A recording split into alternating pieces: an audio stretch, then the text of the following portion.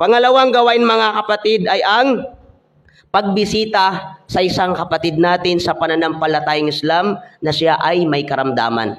Isa ito sa mabuting gawain natin at sunnah sa pananampalatayang Islam na kapag alam mo na yung kapatid mo sa pananampalatayang Islam ay meron siyang masamang karamdaman, lalong-lalo na kung batid mo na siya ay nasa pangangailangan, pinakamainam sa iyo at obligado sa kapatiran sa pananampalatayang Islam na dadalawin mo yung kapatid mo sa pananampalatayang Islam.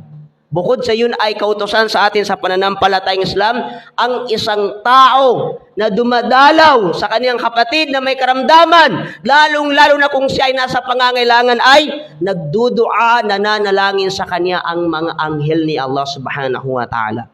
Anong sabi ni Propeta Muhammad sallallahu alaihi wasallam? Ma min muslimin ya'udu musliman gudwatan illa salla alaihi sab'una alfa malakin hatta yumsiya. At ang bawat Muslim, sabi ni Propeta Muhammad sallallahu alaihi wasallam, na siya ay bumibisita, dumadalaw sa kaniyang kapwang mananampalataya na may karamdaman, kapag kaniyang dadalawin sa umaga, ay maliban lang, sabi ni Propeta Muhammad sallallahu alaihi wasallam, na nagdudua sa kanya, nananalangin sa kanya ang 70,000 na mga malaika hanggang sa paglubog ng araw. Subhanallah. Wa in aadahu ashiyatan illa salla alayhi sab'una alfa malakin hatta yusbih. At kung dadalawin naman niya yung kapatid niya sa pananampalatayang Islam sa hapon, ay nananatiling nagdudua sa kanya ang 70,000 na malaika hanggang sa pagsikat ng araw.